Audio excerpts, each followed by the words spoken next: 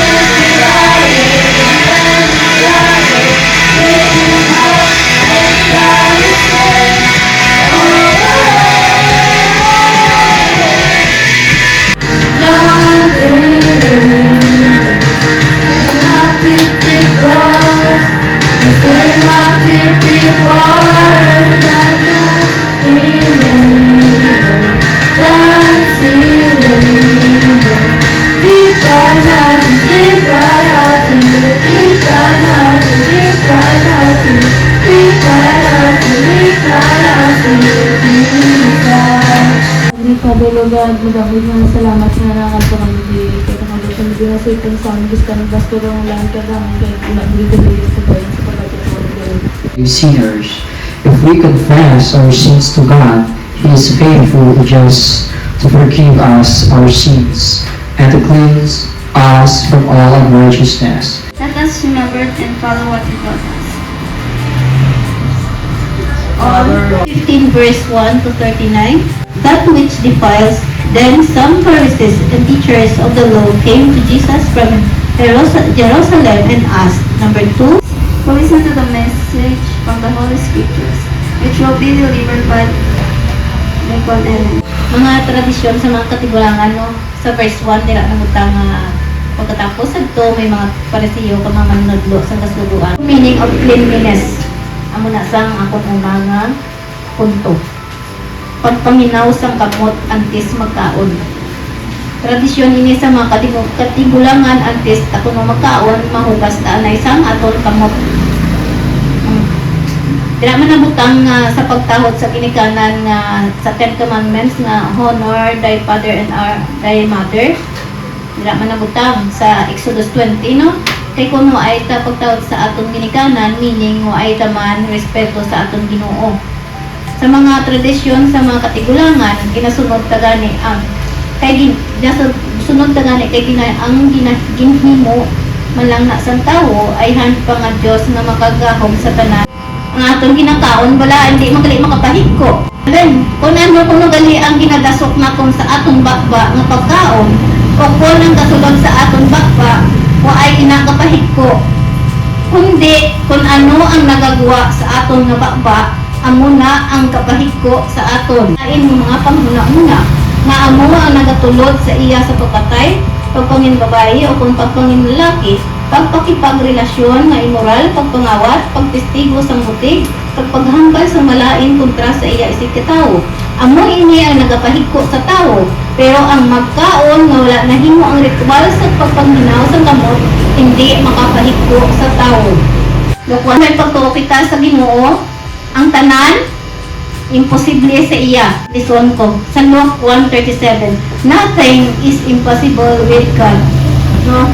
Nagapakita lang may madalong nga pagtuo ang tawo nga nagasimba sa iya sa kamatuoran. Maski ano pa nga kabugatan ang ginadala naton subong, nothing is impossible sa iya. What we have learned and reflected upon from the Word of God. Una, sa Old Testament, may mga sapat nga ginabawalan kaunon, ug may mga sapat nga pwede kaunon. No, example sa mga sapat sa Old Testament, nga ginbawal sa Ginoo baboy. During some time sa Old Testament, ginabawal ang pagkaon sang baboy. May reason na na-explain sa Deuteronomy.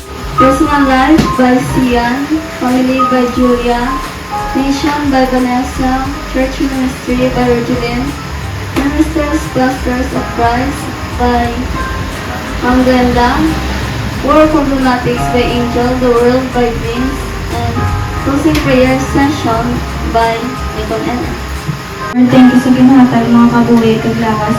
Pagsalamat man sa pagkain kapag protekta mo sa akon, kag ang pagpalangga mo sa akon, nga taman kadako, pagtani mas maintindihan ko pa ang imo pulo. Amay naman sa langit, bless in advance with good health, strength, wisdom, and happiness, maligay kami ng iyong manay, nagintindihan na ikaw ang patawaray, minsan yung pagsulay nga nag-aabot, gayit ang kawgla sa akin. Ginoo, ayaw ang hamang pungsod, kami sa pagtuo, paglaom, kagugma. Ginoo ang Pilipinas, nga punsod na nagkahadlok sa Diyos matarong, nanigugmaon, kagpuno sa paglaom. Sa inyong hugma, pag-atipan sa among kagano. Salamat po sa among simbahan, kag sa otoridad na makaaragad sa inyo. Let's call upon the name of the Lord, the loving Father, I pray sa aming minister and pastor, ikaw ginagadag sa ila sa knowledge and wisdom, sa magpadayon sa paglalagad sa imo, pagpalagnan sa imo mga pulong kumayang balita. Bless them, Lord, sa mga plano pag-desisyon na ila ginahandong para sa ministry, kag sa ilatag sa mga kapuhi. We trust all the prayers through Jesus Christ, our Lord, and by the Holy Spirit. Amen. Pobre ang mga wala sa kaon, wala simpuloy ang nagkakabudlay pero kulang gihapon na tagis lang sa panibag-o nga paglaom, padali sila sa mga tawang may mga luluyon nga pagipusoon, kaya tagis sila sa igoong pagkaon, panapon, kaya kalinaw. Ang kaadlaw nga pag-guide na mo Lord God sa amon nga makalapot kami sa sini nga duog.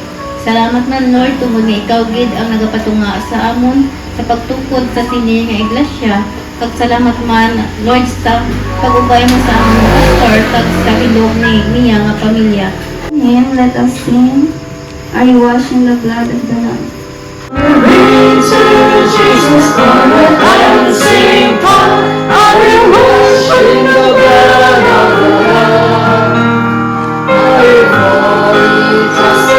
Gracious and holy God, we give you thanks for your word that has strengthened our faith and for your presence with us throughout the service of worship. Amen.